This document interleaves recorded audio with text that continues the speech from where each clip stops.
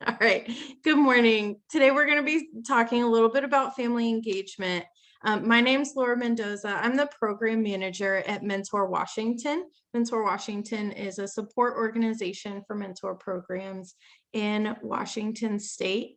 And we're super excited for you to be here. We have a panel with us today that I'm really excited for you all to hear from. And family engagement is just one of those things that's really important, but oftentimes one of the things that can fall through the cracks easier because we have our mentors and our young people right in front of our faces all the time, but sometimes the family can be in the background. So how do we make sure that the family is right up in the center of everything and included? And so let's get going. Today's agenda, we'll just do a brief welcome and introductions. We'll talk about the why of why we need to include families in our matches and in our mentor programs, some of those strategies. We'll talk about what some of this looks like in practice, and then we'll get to the panel. The panel should be about 45, maybe a little more than 45 minutes of our time today. So there will be plenty of time to ask questions and discuss. So if you have questions that come up while I'm speaking that you would like to ask the panel, go ahead and write those questions down and share later when we get to those, because I don't want them to get lost in the chat as we're going.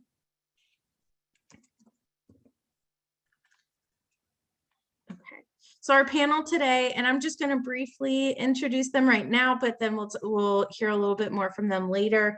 We have Karina Del Rosario, and she's a teaching artist with Arts Core. We have Dr. Nino Rodriguez, who's the new program director at MUST, Mentoring Urban Students and Teens.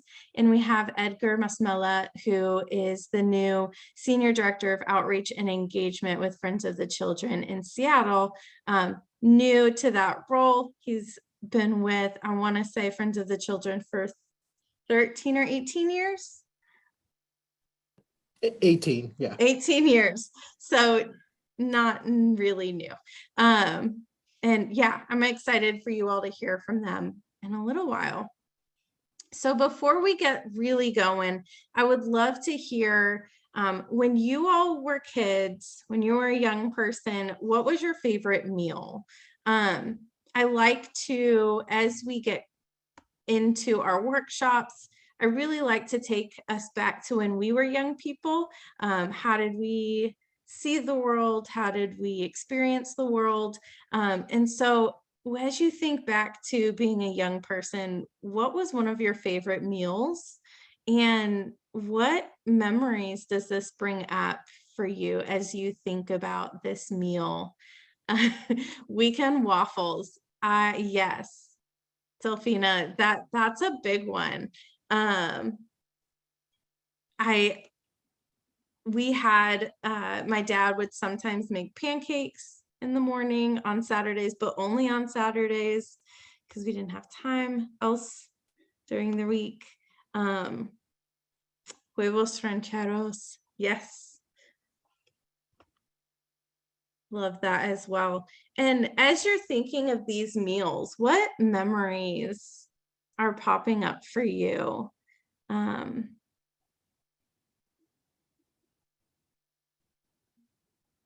Whether it's time spent with family, whether it's holiday meals, food is one of those things that can really take us back. And it's so unique to our families, to our cultures, to our situations growing up, and it can speak a lot to where we've been as well. And a lot of times our young people will want to share their favorite foods with you and with their mentors. And this is a great way of combining culture and learning and understanding of our young people and their families. And so this is a great activity to Cincinnati style chili. I don't know what that means, but I do love chili and I'm from Texas. Is it similar? No, Karina's Probably not. shaking her head. No, probably not. What makes Cincinnati style chili unique? Yeah, I don't know. It's hard to describe if you've never heard of like Skyline or something like that. It has like more chocolate, like cinnamon taste to it. It's hard. It's not as like thick as a normal chili. Okay. It's unique. Okay. I was actually in Cincinnati earlier this year for my younger brother's wedding, and there were restaurants that sold like Cincinnati chili. And the There's plenty. pictures didn't look particularly appetizing, but the people who were from Cincinnati were like, yes, it's good. So Yeah. Not a lot of outsiders like it, but got it. That's great. So thank you for kind of walking down memory lane with me a little bit. This is a really good activity to potentially do with your young people in their matches as they're starting to learn about each other, and can be a really good entryway into culture and family. So why do families matter? Why is it important that as we're interacting with our young people and our matches, why is it important that we have families also participate? Families are the primary source of development for young people, and they're oftentimes our first examples of what we hear, how we're learning, how we're experiencing life. So our families and our family situations really create this foundation for how we exist in the world, how we process the world, and how we operate in there. And so if we don't have that family interaction, we can miss a lot of understanding about our the kids that are in our programs. And they also, our families serve as intermediaries between our youth and our mentors. Oftentimes, especially if you're working with younger mentees, you're going to have to communicate with the family members, with the parents and guardians, if you would like to set up a meeting or if you have questions, especially in these community-based organizations where your match is happening out in the community. That family is really the go-between. The family can decide, oh, we're busy, we don't have time for that. And so making sure they're on board really gives some more opportunity to meet and to interact. For youth to thrive, it's really important for mentors and families to understand and support the relationship. And we'll talk a little bit more about that in a little while. But as the family understands and supports and believes that this match is something that's positive for the young person, positive for their family, they're more likely to support it and encourage the meetings and encourage time to be spent. And so that if we want our youth to thrive in these relationships, it's really crucial that we include families in that. As we have informed and empowered families, plus engaged and enlightened mentors, that's going to equal strong match relationships. So not only is it key for our families to be engaged, for them to understand and support the relationships, we also need to work with the mentors on how to engage with our families, how to support families, how to understand what some of these families might be going through without that judgment piece.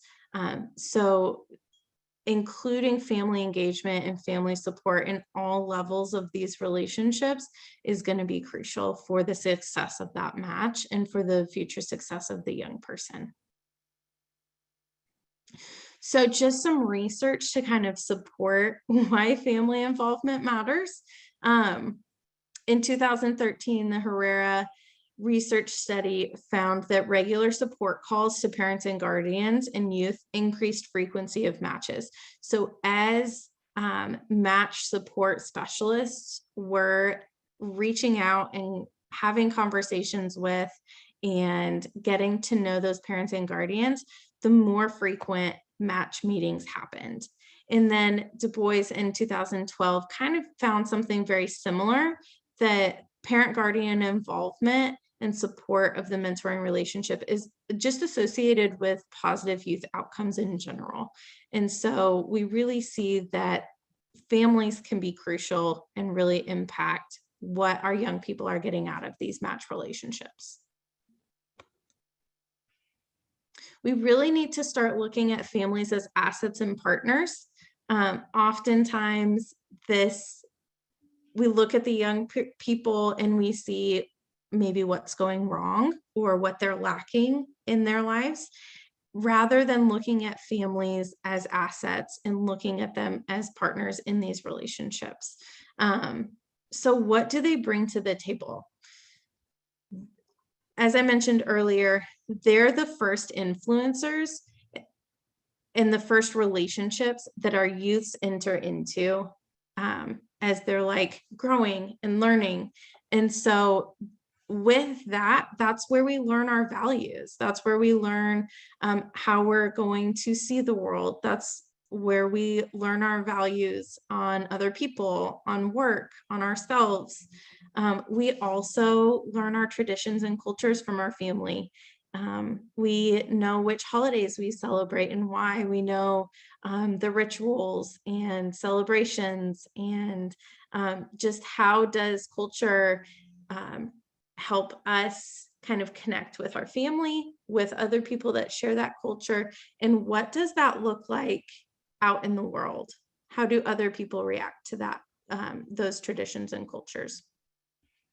Our adaptability. So when something goes wrong in the family, when somebody moves or whatever change happens, we learn how we're going to navigate through that through our family, through our parents. How do our parents show examples of adaptability? And we oftentimes do the same forms of coping that our parents do.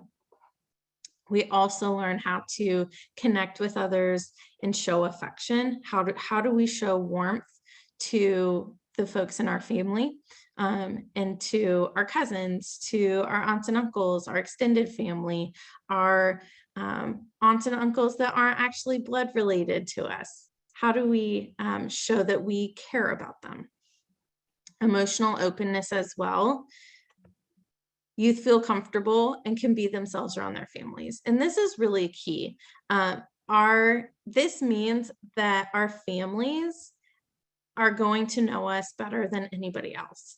And they're going to know our true selves oftentimes more than anybody else. And so if we're not having conversations with the parents and guardians about their young people, then we might not understand the full scope of who they are.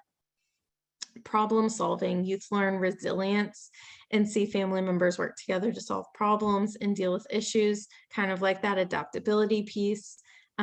We also engage in shared activities. What are some of those shared activities?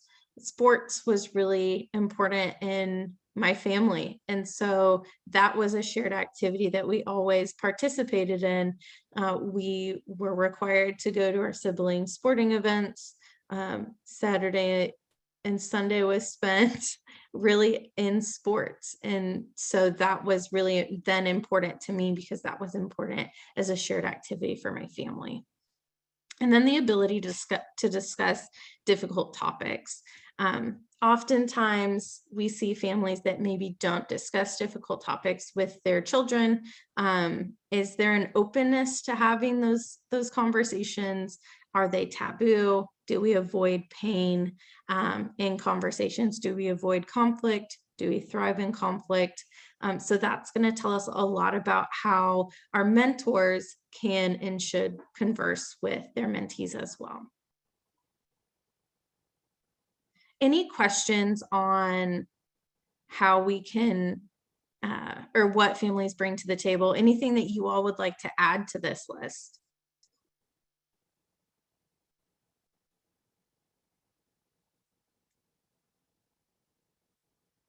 Okay, we'll keep moving on then. And then we get to some of the barriers. We talked about what our families can bring to the table, but also what are the barriers that get in the way of us connecting with and families wanting to be involved and engaged in our programs. With young people currently and in the future and in the past, just always with young people, we always will need all hands on deck, from teachers and mentors to parents and guardians. They need all the support they can get. And so we need everybody to be on board. So sometimes we have some preconceived notions with our families and with engagement in our families. Sometimes we kind of come into these relationships feeling that parents are going to be apathetic, they're going to be removed from what is happening with their young person, or else they wouldn't need a mentor, right? So there are some ideas that even as mentor providers, we can have about the needs of our families and the engagement of our parents and guardians. Oftentimes, it's also easier to classify as having too many challenges and deficits while never taking time to see the strengths and values that our families are bringing to the table. And with those kind of preconceived notions, those kind of feed into some of these barriers. It's oftentimes really easy for a family, for parents and guardians to feel like outsiders in these relationships because our sole focus as mentor providers can be on the match itself. And so we kind of don't engage as much as we need to. It can also be uncomfortable or embarrassing just for that need of help or wanting help, that they can see that as an indictment on their parenting skills, on what they can provide for their kids, on what they can provide for their families. Not being able to provide what a mentor can. Oftentimes our mentors, especially out in the community, are really interested in taking young people to museums, taking them to sporting events, taking them out to eat.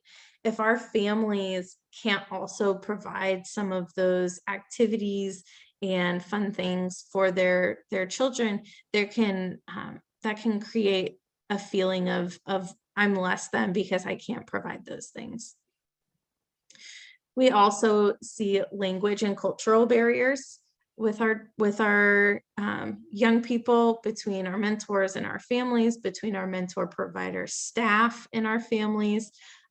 If our materials and our communication isn't being sent out in a language that they understand, that they're fluent in, that can create some inability to participate. And then also some cultural barriers as well. Not having transportation or childcare to attend family engagement events is also key.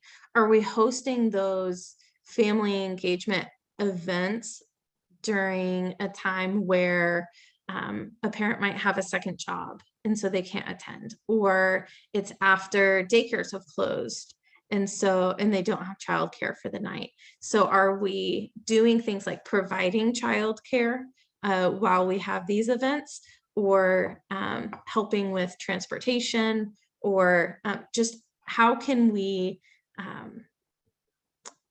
help provide some gap fillers for some of these barriers, especially things like transportation and childcare. Those are some of the easier things to provide support in. And then sometimes other siblings or other youth feel left out with these relationships, especially if it's a middle schooler who's in a mentoring relationship in the community and their younger sibling wants to tag along. That's so common in but we can't sometimes, right? So how can we make siblings and other youth in the families also feel like they're engaged and involved and connected? Because their connection is also really important for success of the family. Some other barriers we have, oftentimes, especially with our families of color, there can be a distrust of service providers, especially because a lot of service providers look like me. And a lot of service providers that they may have been interacting with in the past don't share their culture, don't look like them. And we haven't, as service providers, whether it's state agencies or nonprofits, we haven't done a good job of taking care of and being culturally competent of our families. And so there's been a lot of pain and hurt there. And so there can be some distrust and some hesitancy if our staff doesn't share things in common with the families. There can also be a white savior mentality of our programs, and that can put some families off. That can be a barrier to really forming healthy, strong relationships with our families, because we're there to save. We're there to take young people out of situations rather than being partners and being in community with our families. And then there can be a lack of understanding with culture. There can be a lack of understanding with if a holiday is happening and our young person can't participate in something, or they don't want their kid going to a certain place because of some cultural beliefs. That's fine, but we need to understand those and take those seriously. So here are just some basic family engagement strategies. We always want to communicate clearly, starting out from the very beginning. You want to outline expectations, explain everyone's role in the match, answer any questions, and we always want to seek feedback from what do families experience looking at our resources online, to how they're engaging with the match support folks at our program. So always start that communication as early as possible. We also want to communicate in a variety of different ways. And you can see all the different ways: text, email, social media, website, sending things home, having a program handbook, having event calendars online. There's so many ways that we can be in good communication with our programs. We also want to help build the relationship. We want to formally introduce the mentor to the family. Even if your program is a school-based program, introducing the family is really important as well. So I know sometimes, especially with school-based programs, it's really easy to not even include the family because they're not there. But if you can find time to make those introductions and make sure contact information is shared, that is also really important for school-based.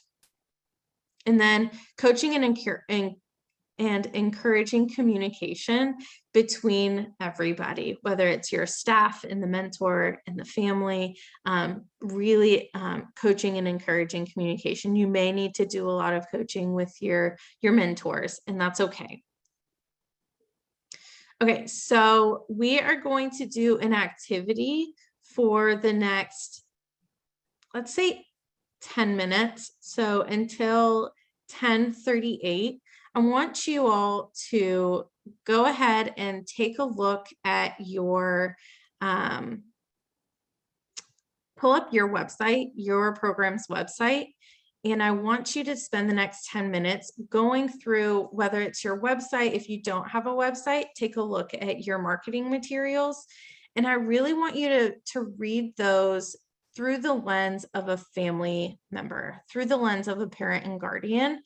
How do those materials read to you? Do you feel supported in those conversations? Do you feel encouraged? Do you feel like it's strength-based? Or is it more deficit-based? And I will add these questions to the chat for you all as you go through your website. So I'm going to play some music. I'll give you all till 10:38 to really take a look at that, and then we'll share out. We'll come back. We'll share what we feel our families might be getting from reading our materials.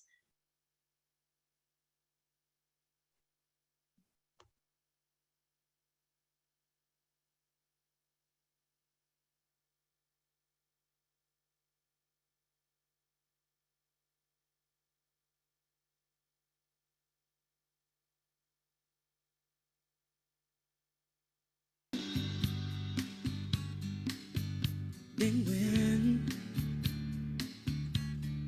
if not today,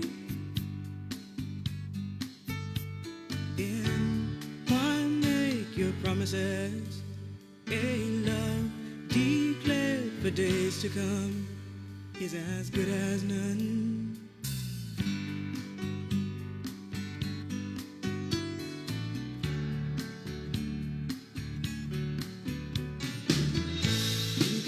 Till morning comes, you can wait for the new day. You can wait and lose this heart. You can wait and soon be sorry. 'Cause if not now, then when?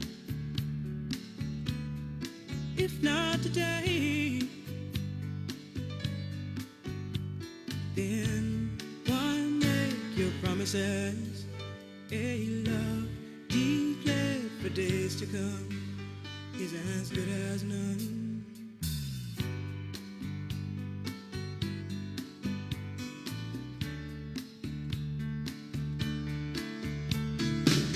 Now love's the only thing that's free. We must take it where it's found. Pretty soon it may be costly. 'Cause if not now, then when? If not today, then why make your promises? A love declared for days to come is as good as none.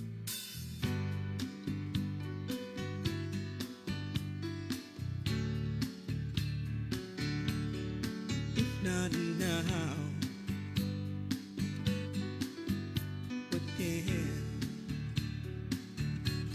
we all must live our lives, always feeling, always thinking the moment has arrived.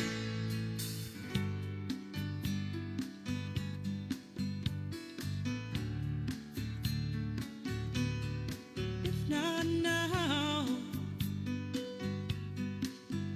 then when?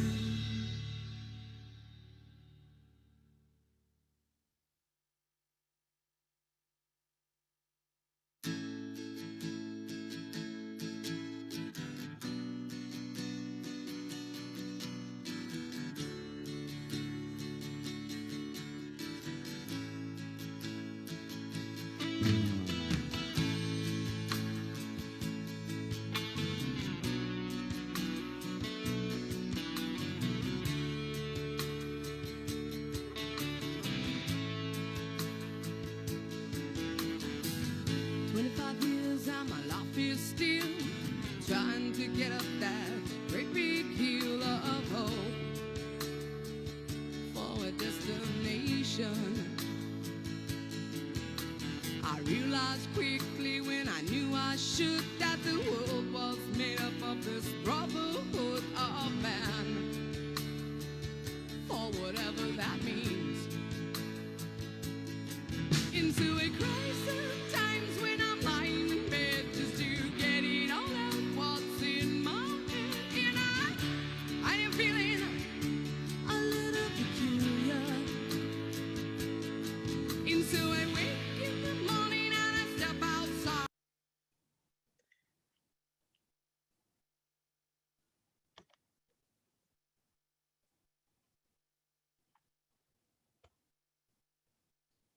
There we go.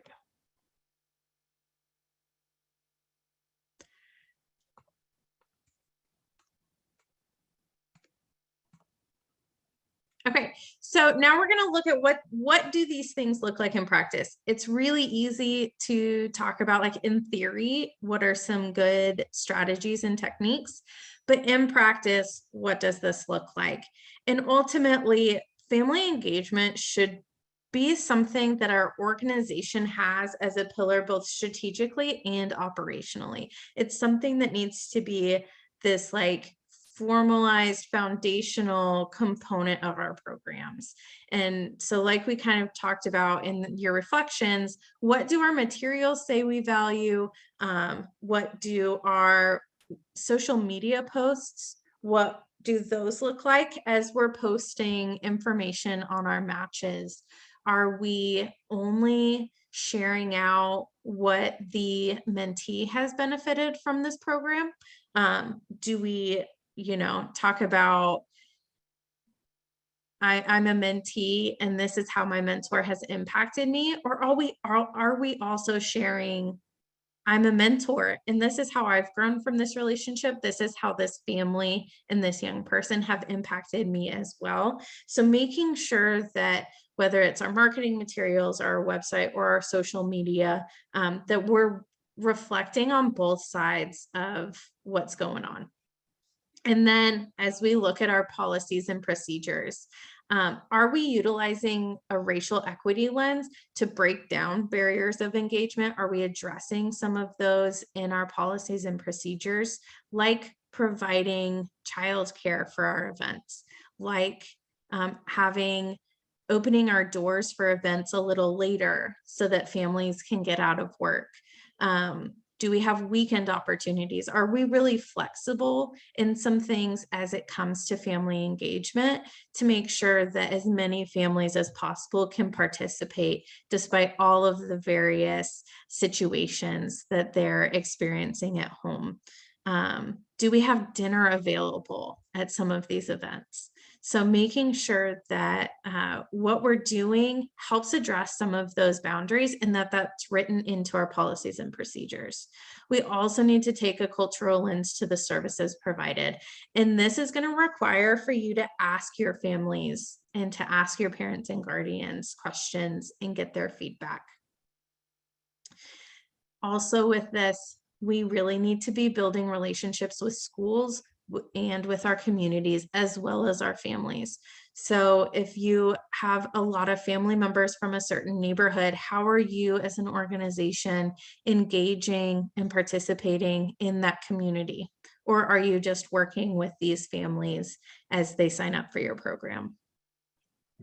With staff onboarding and training, how are we training our staff to approach the families and approach their interactions with the parents and guardians? Are we emphasizing the importance of endurance with communication? Are we emphasizing that, like, one phone call might not be enough?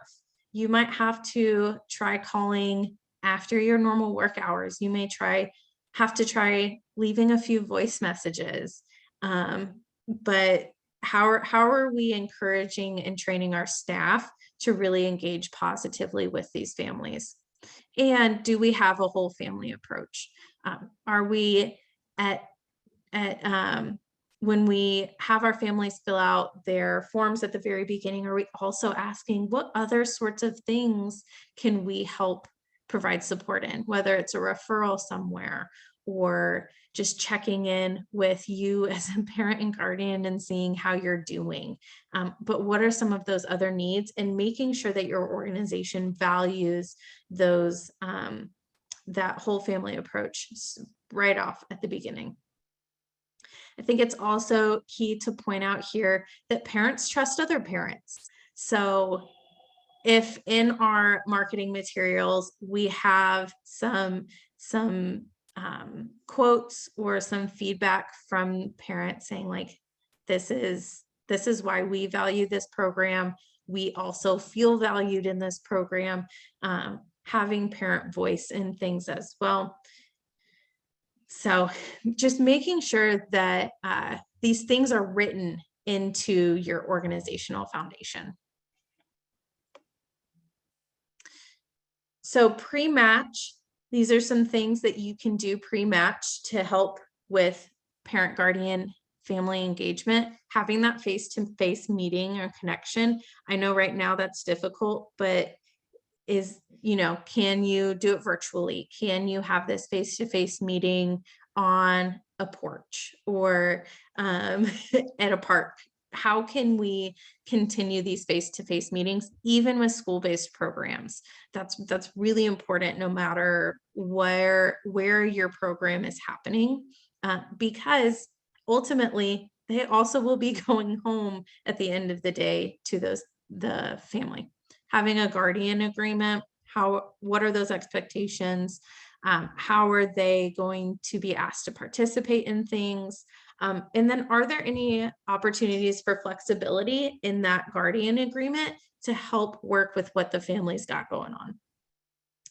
Adding supportive family wording and training to your mentor trainings, making sure they know how to support and interact with in a positive, strength-based way with their families. And this can also include a parent guardian training and a youth training. We talked about making sure that parents and guardians understood and encouraged this match, and that can happen a lot with this parent guardian training. And then really supporting those family needs like we talked about earlier. So during the relationship, those were all things that we could do pre-match during the relationship, continuing those monthly check-ins, having celebrations. Family support is just as important as youth support. And if our goal is for young people, the young people that we work with to be successful, we also need to support the family environment. And because ultimately when they leave our match meeting or leave school, they're going home to their family. So how can we help support their family as well? How can we celebrate even those little moments, what might seemingly be a small thing, but if it's important to the family, how can we celebrate that? And including families in celebrations, including family milestones that we're celebrating. It's not just about the kid. How are our events being run? Are they inclusive? Are they flexible? Do we have family input in designing these events to make sure that they are accessible to as many families as possible? Having referrals, I can't remember which of you mentioned, but having referrals, I think it was Susan mentioned that they have referrals on there and community supports on their website, which is so important. Like I said earlier, family input and communicating that support. We want to provide a safe and inclusive space. Okay. That's all I have for you. Now it's time for our panel. I mentioned their names earlier, but I would love for them to introduce themselves, a little bit about them and their program. And I'm going to stop sharing. Okay, so if we can have Karina go first. Karina, if you'll move your camera up a little bit, can't see your face. There you are. Great, I can do that. Hi, everyone. I'm Karina Del Rosario. I am a teaching artist and cultural worker. And as a teaching artist, I work for a variety of organizations, but my primary one is Arts Core. Arts Core is an arts education organization, and we work with schools directly in the classroom and in after-school programs.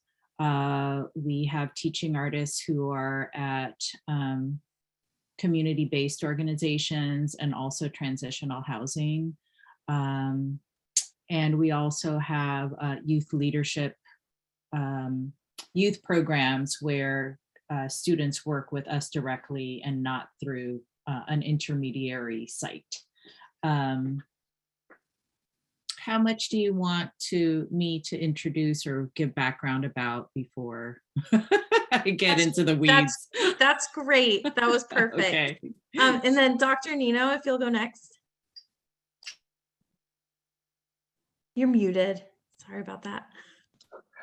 Good morning, everybody. I am Dr. Nino Rodriguez. I am the new program director for the Mentoring Urban Studies, for MUST, which is Mentoring Urban Students and Teens. I only laugh because one of the things that we're doing that kind of aligns with what we all talked about today is we're doing a lot of change in-house. For those who are familiar with the organization, we recently just changed our mission and vision based on conversations with families, as well as things that I noticed when I was brought on. And so as the program director, this is a fairly new position. For the most part, when the organization started, our founder, Rick Newell, was doing a lot of things by himself.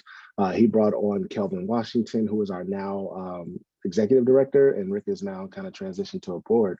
And so MUST is a near-peer mentoring organization. And so what that means is that we have Black males. We serve Black males in the Seattle Public School District. So we have Black male high schoolers who are being mentored by Black male emerging adults, so 18 to 25 years of age. And then those individuals receive coaches who are professionals throughout the entire area, so in various fields. And so it's really about building this community of serving one another, growing together, challenging, and accountability. And so just structuring in a way. And so as we're moving towards that kind of community model and making sure that everybody within our community is getting served and supported, one of the things that we realized is that we kind of had to be more intentional about bringing the families in to make sure we're serving them. We were getting feedback that we were doing a great job at serving the youth, serving the mentees, serving the mentors, but not serving the families, not serving the coaches. And so that's something that we had to, that I've been working on significantly within the last couple of months to address. Awesome. Thank you so much, Dr. Nino. And then here's Edgar. Good early afternoon. My name is Edgar Masmolo with Friends of Seattle. Friends of the Children Seattle is a long-term mentoring program that identifies youth as early as age 4, enrolls them in kindergarten, and pairs them up with the paid professional mentor. Each of our mentors, it is a full-time job for them. They work with 8 youth. And what I love about the organization is that once a youth is enrolled in the program, we make a commitment to that child from kindergarten to graduation. So each mentor makes about a 3-year commitment. We've been averaging 7 in Seattle, and the agency will be with that youth until they graduate high school. Yay, thank you. And so my first question, we'll just jump right in. My first question is for you all, what family engagement strategies and practices have you seen to be effective with your programs? And if Dr. Nino would like to go first. Sure. I think, like I said, when it came to the families, a lot of the family engagement was really around, we would talk to them when it came to the youth. So if there was something going on in school or something going on in their personal life. So it was more so feedback in that particular area. It was more so youth focused. But what I'm implementing now is really just having those conversations. So one of the things that we do now is we have a monthly check-in with all the parents. Then we're trying to figure out ways in which we can incorporate them more within the community. So we're going to start kind of like a monthly. I haven't decided yet if it's going to be like a bi-weekly, weekly, or like a monthly email, just to kind of let them know, hey, this is what's going on. Because as you all know, a lot of opportunities will come our way. And I was like, okay, well, how do we get this to the families? Because we can't make that decision if, we're going to take this mentee and put them in this program or take advantage of this opportunity. So now we're figuring out how do we get it to the families and the parents so they can take advantage of those if they're interested in it. So because of my background, I kind of do approach this from kind of a research perspective. Just to kind of give you all a little information. So my doctorate is in education. I'm trained as a social justice scholar educator. And so I kind of approach this from a community-based participatory research perspective, meaning that bringing the community into the work that we're doing, making sure that they have a voice in everything that we're doing. So ideally, what I would love to do is to kind of create like a parent committee or board. So that way, when we have ideas, when we have questions, we're always incorporating them in the language that we're using, the programs that we're putting together, the things that we're trying to do. So that way they have a voice and it's not like an afterthought. Because a lot of times, let's just be honest, we tend to think when it comes to the youth, when it comes to the families, it's like, oh, they need this, you mentioned Laura, kind of like that white savior complex, or we know better. So it's like, oh, they need this. So we're just going to give that to them and they'll take advantage of it. And then we find ourselves frustrated when they don't take advantage of it, or we look at resources that we feel were wasted because nobody really tapped in. And so for me, it's just really ingratiating them within the community so we can make sure that they kind of feel like some sense of agency within MUST. Thank you. And I'll let Edgar and Karina add anything that they would like. And just a reminder, what family engagement strategies and practices have you seen to be effective? Yeah, I can chime in. I think I think that in the beginning of any nonprofit agency, you want to just help, right? And that's where all the support comes from. And the reality is, like, you want to make a deep impact, but the deepest impact won't happen unless you have the voice from the families. A great example for us kind of learning that lesson is during COVID. We were understanding that there was a much amount of resources out there that we wanted to just hand to our families, but reality, like, it would be dumb of us to just give it to them rather than hearing their voice. So we started doing quarterly assessments of just kind of understanding what is the exact needs that they want for support. Obviously, technology was one, second was food. And then you kind of break that down of what type of food. I remember getting food bags when I was little, and I remember seeing food in there that doesn't reflect my culture or reflect the stuff we ate at home. So where can I go get the rice? Where can I go get the shrimp, and understand that and really being intentional about it. So really just making sure that the voices of our families and our youth are in every intentional decision that we make. And the way we back that up recently is that we started a strategic planning committee, and we have 2 family members on that to give their voice. And really just trying to find, I saw Laura, you said putting them on the board, but really just giving them those opportunities that they feel comfortable to say what they need to say in order for us to grow in a much different perspective. Great. I'll chime in with kind of clarifying that at Arts Core, we kind of have two separate lines. So when it comes to mentoring, what we try to do is young people who have gone through any of our arts education programs, whether it was through a school-based program or kind of our standalone programs, if they want to continue to pursue their a specific artistic discipline, we're trying to build those connections with them. And if they want to actually consider being being a teaching artist, we try to create those mentoring steps, like being a classroom assistant, providing them professional development and coaching. So there's that one kind of avenue of mentorship. And as far as I know, there isn't a great deal of family involvement there. Where family engagement really happens for us is our after-school programming and our in-school programming, which is what I do a little bit more of. I work primarily at a school in the Highline School District, Hazel Valley Elementary. And so I connect with the whole family through the school. And so it's not just me alone. I'm like really trying to embed myself with the school community and supporting their connections with the family. So they have, several family engagement liaisons.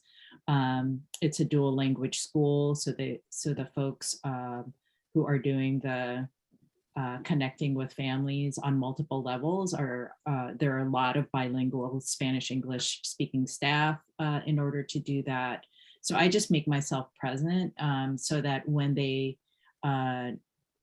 it comes to art activities, I'm working with parents to design art activities that are reflective of their communities and their culture, so that they can see that that they can participate with their young person, trying to really make it accessible for the whole family and making communication regular. as well, like every week, giving them resources that might, be intriguing to them, and reflective of their culture.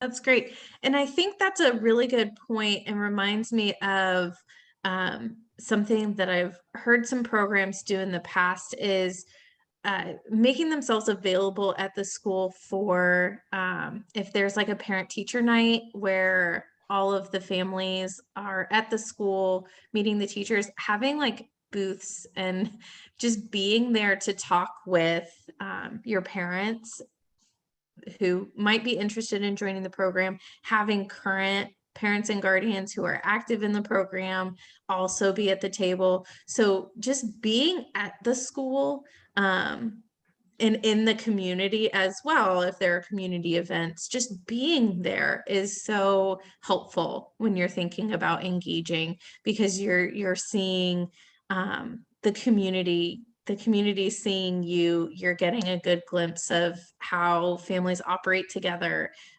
within their community. So I think that's a great point. Thank you. The next question we have is, what do you all do at the beginning of your programs to set the stage for positive family engagement, just like right off from the start? And then how do you keep that momentum moving forward?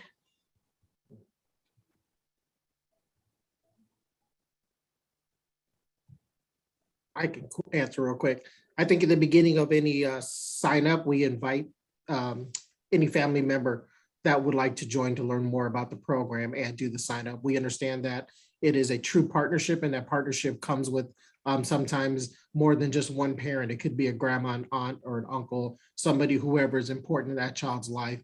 I think it's also really important for us to understand that this is a partnership, that the family takes the lead. We're not here to have answers, but we're capable of finding support and resources for them. I would also like to make sure that families know that we're there for them. So you were mentioning at school events and things like that. Sure, we'll attend those, but we'll also attend the IEP meeting if you invite us, or we'll attend, any type of additional resources that we can provide to make sure that they feel supported by the organization. Families, and to be honest, in a community that really has not much trust when it comes to schools or systems, it's really important for us to build that trust, to extend the olive branch, to strengthen that bridge every day, and have that awareness that whatever we do is intentional to strengthen that connection, because that connection is really going to be ultimately the success of that youth. They can listen to Edgar all day long, but they're going to listen to their mom who told them to listen to Edgar, all bet even stronger. So that's just my thoughts. Yeah, everything that Edgar said, I completely agree with. For us, it's really just about establishing the expectations at the beginning. So one of the things that I'm going to start doing is we bring on a new cohort every year, which is 20 mentees, which means 20 new families every single year, 10 new mentors. And so what I'm going to do is put in place kind of these expectations and kind of even like contracts, but not from a place of if you don't do this, then this, but more so just from a place of everyone is agreeing to this. So one of the things that we have issues with is that our mentors will pick up their mentees once a week before school, take them to breakfast, and then drop them off at school to make sure they're on time.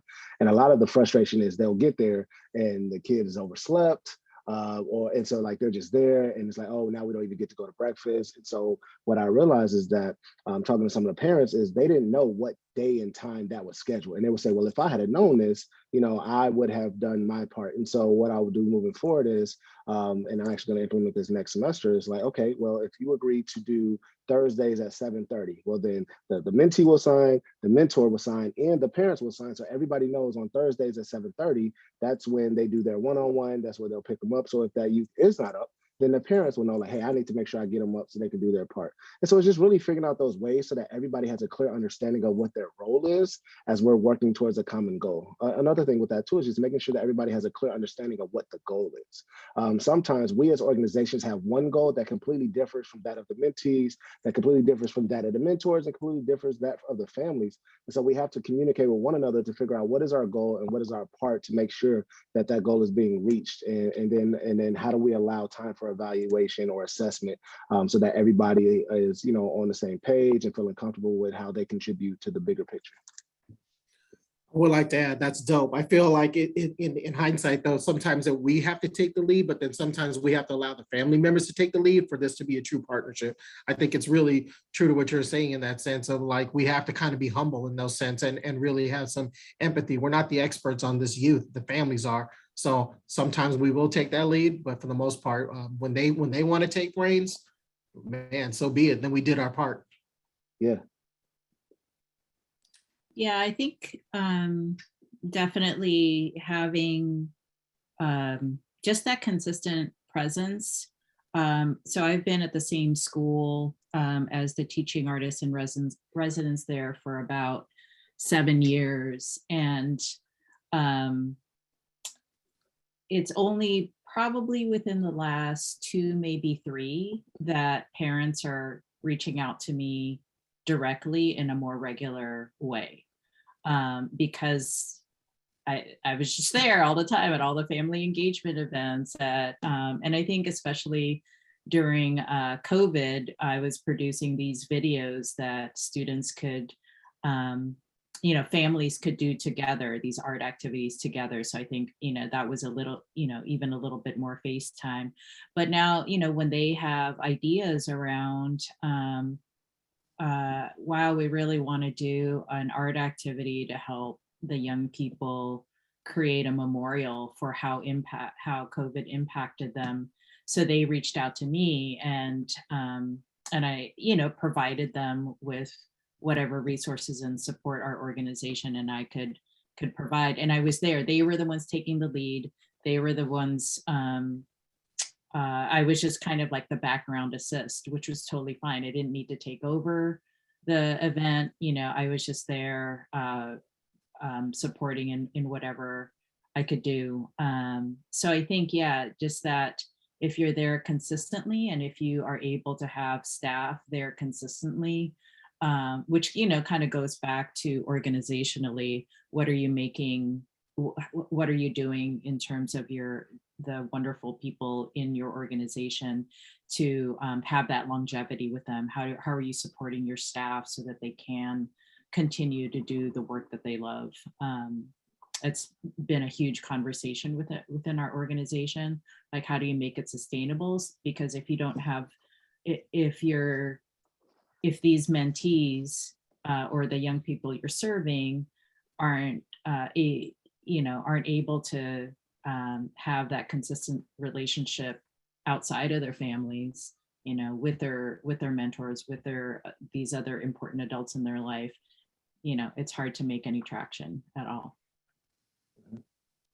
I think you, I don't know if it was intentional, but when you caught yourself and you said like mentees or males or youth, I think one of the things that's very critical is the language that we're using when we're describing them, right? So for our guys, if we were to call them boys, they would lose it, right? And so, we have to really be intentional about the language that we're being used when it comes to them, the families, and so on and so forth, because that's really going to determine like how the buy-in or whether or not one is really getting engaged in kind of like this relationship with MUST or your organization. Right, exactly. Thank you all for that. So I want to move on a little bit and talk about just culturally competent and responsive practices. That's something that Mentor Washington talks a lot about. And so from y'all's perspective, what would you include when you look at family engagement? What would you include as culturally responsive practices in this area? And I know Edgar mentioned like the food piece and making sure that if we're providing food resources for our families, like, is it food that represents what they eat and what they're going to use? Or is it, boxed macaroni and cheese and bread and milk and those sorts of things? So yeah, just curious how you all would, what you would include for cultural responsiveness in this area. Well, I think the biggest thing is that we have to be conscious of what our perception of culture is and whose culture are we talking about. A lot of times when we think about cultural competency, we're thinking about, race or ethnicity. But the truth of the matter is when you bring in intersectionality, there's, race, gender, class, sexuality, religion, all these various cultures that are intertwining to make up each individual that we're working with. And so if we're really talking about being culturally competent as organizations, we have to have someone who is representative of the various populations that we serve, right? So that's one of the things that we change within MUST is we stop using language like boys and man and we switch it to males, because we know we may currently now have a Black male who identifies as queer or who has a different sexual preference as the majority, as the norm. And so we want to make sure that we're creating a space that is inclusive for them. And if so, and over time, just doing things of that nature. And so I think it's really just making sure that you're asking people and recognizing your blind spot. So if you know that the population that you serve is, this religion or, this background or this community, then who is kind of your insider to talk to make sure that you're keeping them at the forefront when you're putting together programming or when you're thinking about serving them in various capacities or so on and so forth. Because sometimes, like, that's just true, we have blind spots and we may offend or completely ignore the needs of a particular population, and we'll think, oh, because I'm a person of color or because I'm a woman or because I'm a man, I got it. When there's differences, even when we talk about like the youth that we work with, that age gap is so critical when it comes to like the programming piece, because we might think like, oh, when I was a kid, we talked about what did you eat when you were a kid, right? And so when I saw somebody put chili, I was like, oh, I haven't had chili in a while. But kids today might not like chili, right? And if we don't know, we might provide an event where there's chili and then nobody eats it and we completely missed the mark because we didn't talk to the individuals that we wanted to serve. Yeah, I totally agree. I think the initial point here is really just having those open conversations and learning from one another, because things could look a lot different in a matter of decades, right? Or years. And I think the opportunity to kind of communicate, listen, and learn is really important when it comes to working with our population. And when I mean population, I mean all, doesn't mean one or the other. I think when we were doing the needs assessment, it was really an eye-opener for us to realize that we haven't been doing what we needed to do to ensure that our families get the food that they need. And it just made us realize like what more have we not done or asked to ensure that our families get this, feel the support that they need. So I think just the opportunity to just kind of ask those difficult questions and be humble and just really learn, because they're the experts. For some of the arts experiences I've designed for families, at times I've tried to ask families themselves, like if they wanted to partner with me, and that we would have the resources to, pay them a stipend to actually design this activity with me. Not, I haven't had many takers in that. And if I don't, then I try to tap into my own base of community folks and make sure that I'm working with them, because, there's the reality that there are only so many, as hard as Arts Corps tries to have a diverse pool of teaching artists, we have an incredibly diverse pool of teaching artists. We're not going to have all of them be able to be available at one site, right? So I'll tap into either their, their knowledge base, their skill base, or I'll reach further out to artists I know in the community and, pay them to work with me to develop it. So really honoring their time and their expertise, and then checking in with them as I'm developing this to say, is this what you mean? Are these the resources? Like really trying to make sure that I'm not, I'm not appropriating things without giving, it's really, I want it to be about cultural appreciation. I want it to be programming that families can see themselves in, and that other families who aren't part of that culture, again, like touching on that intersectionality as well, that they still see something of value that they're curious about, that they want to experience for themselves. So I really try to make sure that whatever I present, even though it might be from a very specific cultural perspective or experience, that there's a through line there that that other folks can connect with. I think that was a great point that you said that you offered to pay them. I think a lot of times compensation is critical. And sometimes when we think of compensation, we think about financial, but really just asking, are there other ways in which they could potentially be compensated that they may be interested in? But I just know that there's a lot of organizations in my experience who will try to bring families or people from the community to the table and then approach it from a place of like, you should be grateful that we're offering you a seat at the table, right? So I think I'm so grateful that you kind of pointed that out.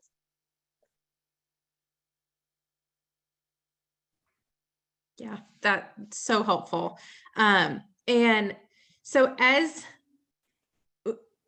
a lot of our families that we work with and partner with will be at the home, but some of our families and our young people might be in foster care or experiencing, JR or experiencing homelessness, or so there's a variety of young people in so many different circumstances who may not have a typical what we think of when we think of family. So for these young people, how do you all connect with family?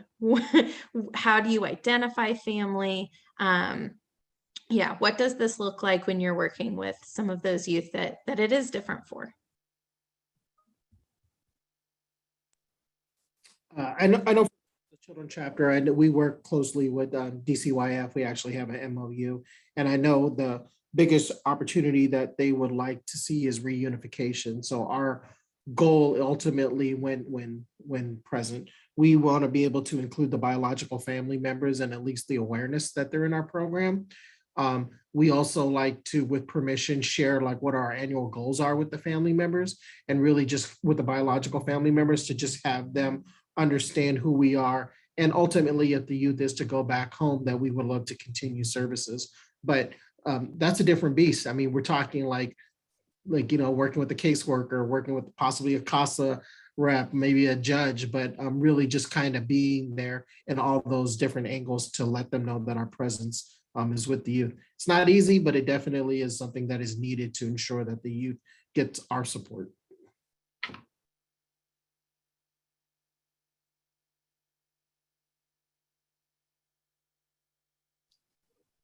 I got nothing on this.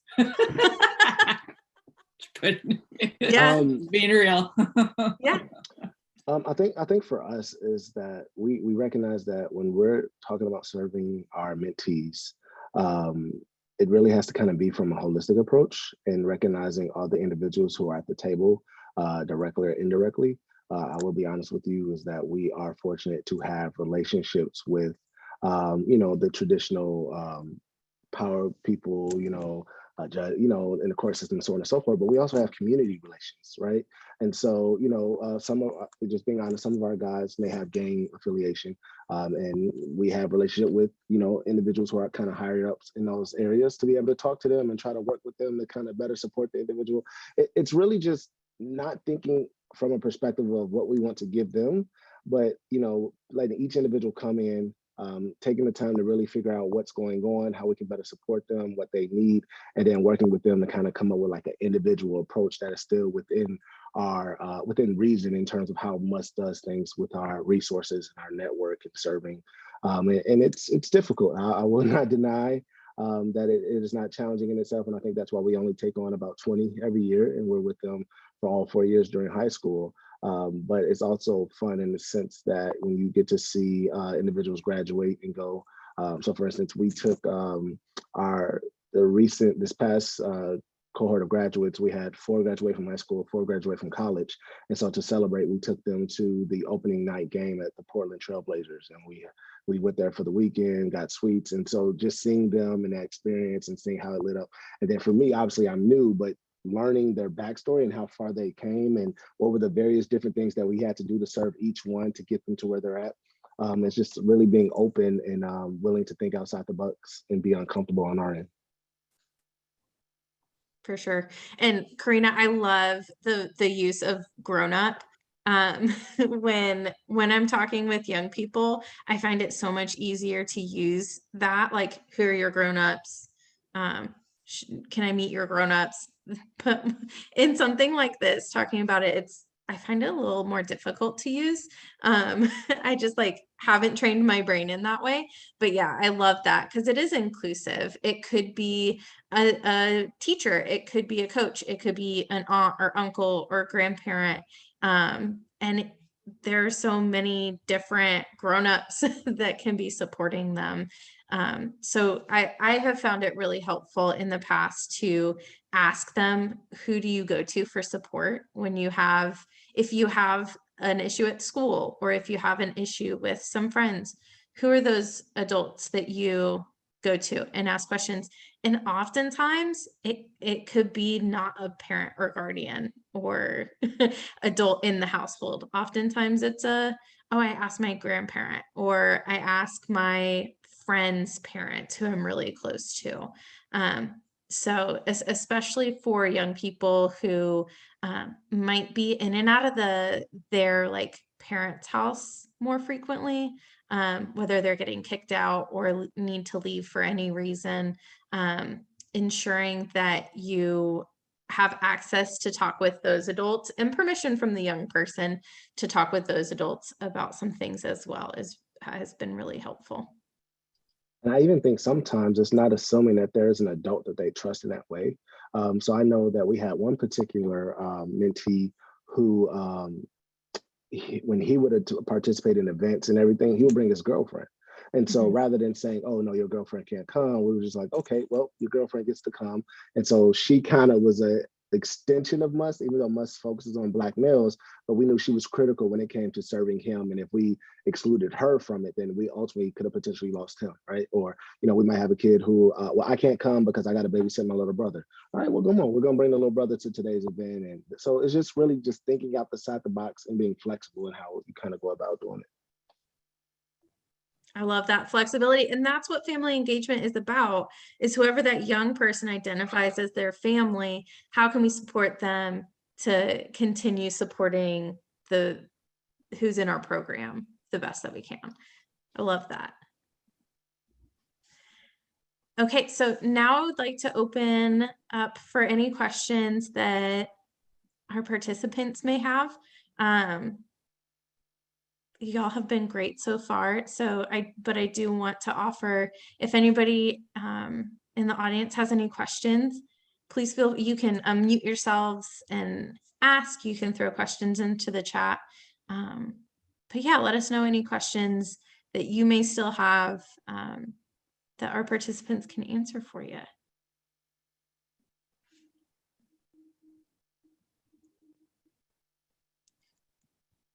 Got a quiet group today.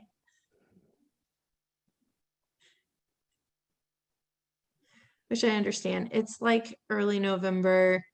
Things are crazy. So, okay.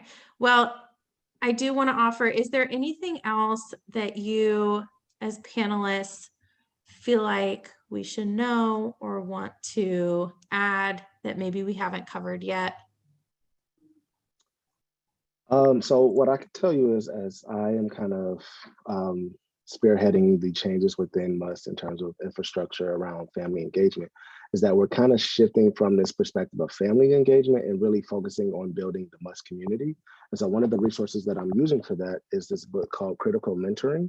And so part of that is because it's really just shifting the way in which we view this and how we view individuals who are part of the process, right? And so, at any point in time, you may find out that a bunch of the youth that you serve go to a particular place.